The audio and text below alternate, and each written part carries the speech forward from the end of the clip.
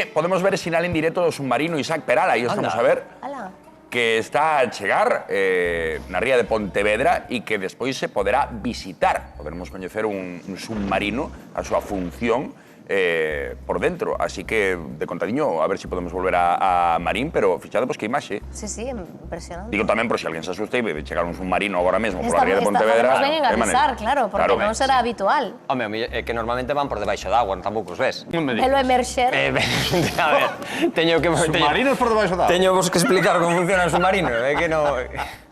En fin, no, que isto é unha pasada porque é unha das naves máis modernas que ten a Marina, é un proxecto que leva moitos anos, que é unha tecnoloxía 100% española, ademais foi diseñado, construído en España con tecnoloxía española.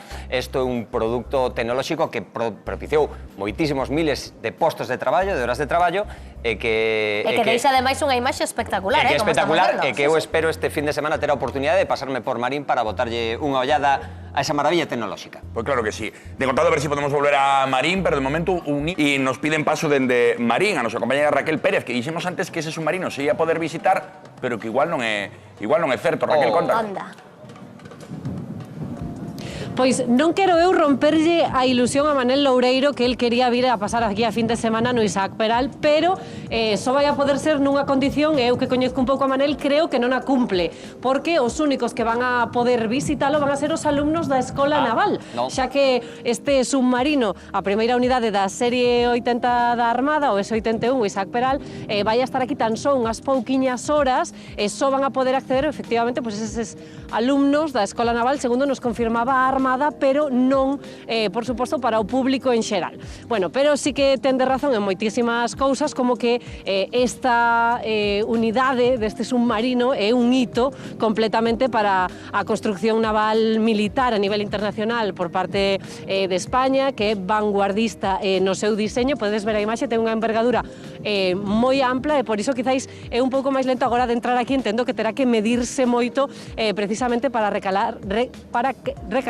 aquí en Marín. El ven agora mesmo da base de Rota e, como vos dicía, vai a estar tan só unhas horas aquí no porto de Marín para continuar a súa navegación cara a Ferrol, precisamente o berce das principais escolas da Armada, onde se forman pois os oficiais, suboficiais e o personal de marinería. Bueno, a verdade é que é unha oportunidade única para todos eses alumnos e profesionais da institución para que o coñezan de primeira man, toda esta vanguarda tecnolóxica que presenta esta nova xeración de submarinos, pero xa vos digo que, Manel, non creo que ti vas a ser un deses afortunados. O que si che agasallo con estas imaxes que estamos ensinando pois nos agora mesmo en directo, e que creo de feito que somos os primeiros que volas van a amosar, porque aínda que hai aquí medios de comunicación e afeccionados, somos os únicos que estamos agora mesmo retransmitindo para a Televisión de Galicia. Moitísimas grazas, Raquel. Dende logo unha imaxe ben espectacular, ben fermosa, imaxe en directo que nos chega dende Marín, esa ría de Pontevedra, fixadevos, Que majestuoso, Ese submarino con toda a tripulación aí por riba, que magoa que non se poida visitar, non? Eu xa me estaba facendo ilusión. Bueno, podes te matricular na Escola Naval. Eu igual paso por estudante, ainda estamos a tempo. Eu quero unha